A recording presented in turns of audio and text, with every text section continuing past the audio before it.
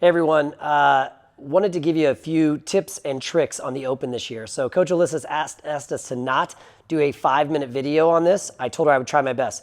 My first run at this was 6 minutes and 43 seconds. So we've got to bring it way down. So tip number 1. Now, mind you, I've been doing the Open for about 12 years now, since the Open was brought into reality. And that being said, I've done it in a lot of different phases of my life. I've done it as a competitive athlete trying to reach the CrossFit Games, and I've done it now as a dad and a business owner and someone who's just kind of a master's athlete trying to, survive, okay? So tip number 1, listen to your coaches, all right? This starts actually probably like the week of the workout, like the starting of the week, because we're going to talk about how things might go on a Friday. We're going to talk about what you should be doing to prep your body. We're going to be talking about what possible movements might be coming up and why these workouts are important to get you ready for those things.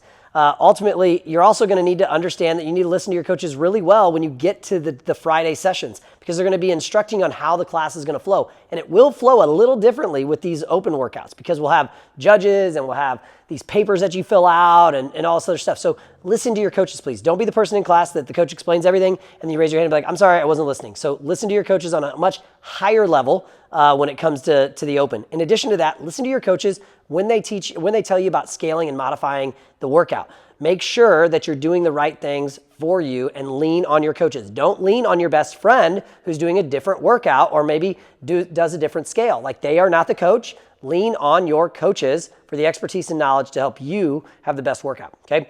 Number 2, make sure that you're not afraid to take a risk, okay? Now, we're going to listen to our coaches, but also don't be afraid to take a risk. And what I mean by that is a safe risk. So there's going to be opportunities in the Open this year that you're going to see a new movement, or maybe a movement that you don't do very well or you don't know very well, or maybe a load and a lift that on a movement that you've never done before, you think is going to be a real challenge. Don't be afraid to take a risk. That being said, take a safe risk. Don't put yourself into a position that you're going to hurt yourself doing something risky, but don't be afraid to step outside of your comfort zone and try something new, okay?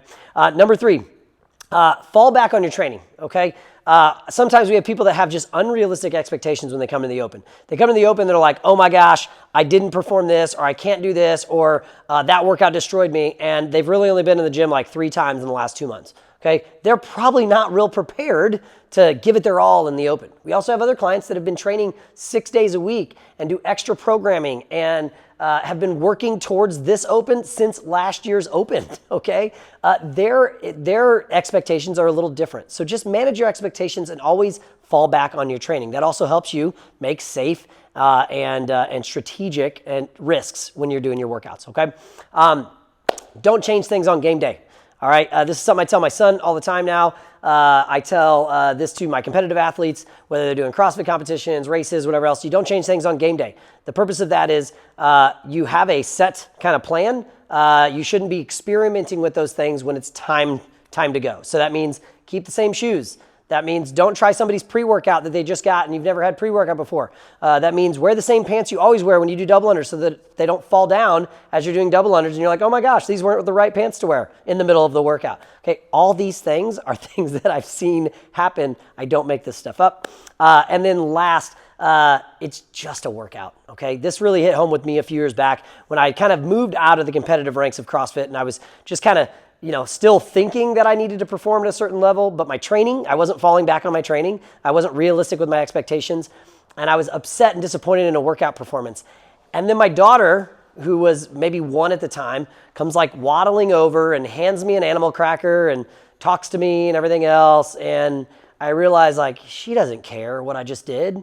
Doesn't matter to her a bit. So the reality is that I didn't need to worry and hang my hat on my performance in this workout. It's just a workout. Have fun. Enjoy it. You're not getting kicked out of the gym if you don't perform well. You're not losing friends over this or family members, right?